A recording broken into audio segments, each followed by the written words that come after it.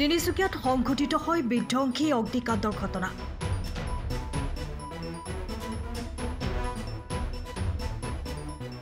অগ্নিকাণ্ডত 4গৰাকীকৈ লোক অগ্নিদগ্ধ।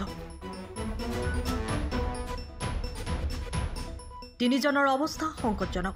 তিনিচুকীয়াত সংঘটিত হয় বিধ্বংসী অগ্নিকাণ্ডৰ ঘটনা।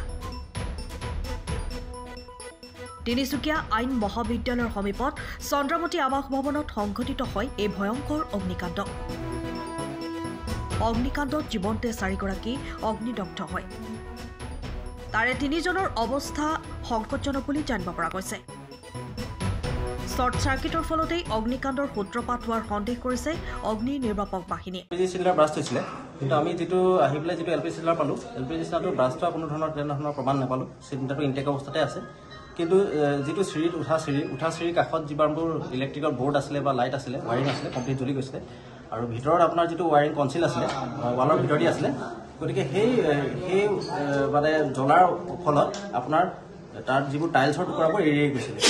তাতে শব্দ হ'ব পাৰে, কিন্তু এলপিজি চিলিণ্ডাৰ ব্ৰাষ্ট হৈছে সেইটো মানে আমি গম নাপালোঁ। কিন্তু ইয়াত ফাৰ্ষ্ট ফ্ল'ৰ আৰু ছেকেণ্ড ফ্ল'ৰ যিটো আছিলে, তাত মানে জুইয়ে ষ্টিয়াৰ গেছৰ সহায়েৰে জুইটো উঠি গ'ল, যাৰ কাৰণে মানুহবোৰ ওলাব পৰা নাছিলে। আৰু ওলাবলৈ চেষ্টা কৰোঁতে অগ্নিদগ্ধ হৈছিলে 3গৰাকীৰ ভিতৰত 1গৰাকীক লোকেল মানে জনতাই পাব্লিকে উলিয়াইছে। আৰু এজনে মানে ভয়ত আপোনাৰ খিৰিকীৰ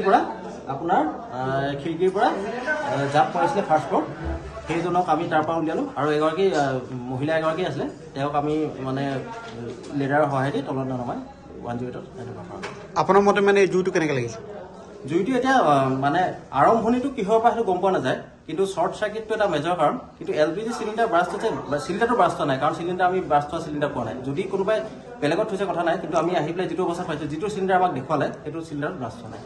ইলেক্ট্ৰিকেল শ্বৰ্ট চাৰ্কিট হৈছে, আৰু যিটো ষ্টেয়াৰ গেছৰ কাষত ইলেক্ট্ৰিকেল ৱায়াৰিং চিষ্টেম কমপ্লিট জ্বলি শেষ হৈ গৈছে, আৰু তাত যিবোৰ টাইলছৰ টুকুৰা আছে চব বিখৰিত হৈ গৈছে। অগ্নি নিৰ্বাপক বাহিনীৰ তৎপৰতাত ইতিমধ্যে জুই নিৰ্বাপন কৰিবলৈ সক্ষম হৈছে।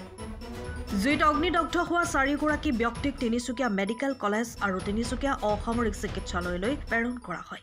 এটা ৰিপৰ্ট আমি এটা পালোঁ কি 1মান বজাত ইয়াত তিনিচুকীয়া ল কলেজৰ ওচৰত এটা বিল্ডিঙত জুই লাগিছে।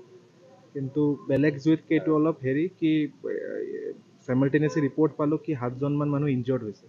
চ' ইমিডিয়েটলি তেখেতসকলক AMCHত ৰেফাৰ কৰা হ'ল। আমি চিভিলত পৰা ৰেফাৰ কৰা হ'ল, AMCHত লৈ যোৱা হ'ব। কিন্তু মই ইয়াত প্ৰেজেণ্ট হৈ পেলাই এইটো জানিব বিচাৰিছোঁ কি ৰিজনটো একজেক্টলি কি। বাট য়েছ, এতিয়ালৈকে ৰিজনটো আমি একজেক্ট জানিব পৰা নাই।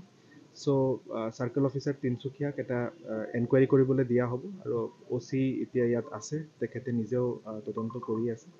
চ' এনকুৱাৰী ৰিপৰ্টটো পালে আমি ক্লিয়াৰিটি পাই যাম। বাট এতিয়া কোনো ফায়াৰটো ডাউজ অফ কৰা হ'ল, এতিয়া কোনো জুইৰ আশংকা নাই। বাট য়েছ, 7জন মানুহ যেতিয়া ইনজৰ্ড হৈছে, আমাৰ এনকুৱাৰীটো কৰিব লাগে। তিনিচুকীয়াৰ পৰা অজয় শৰ্মাৰ ৰিপৰ্ট, টাইম অফ আছা। সময়ৰ খবৰ সময়ত পাবলৈ ফ'ল' কৰক টাইম অফ আছা।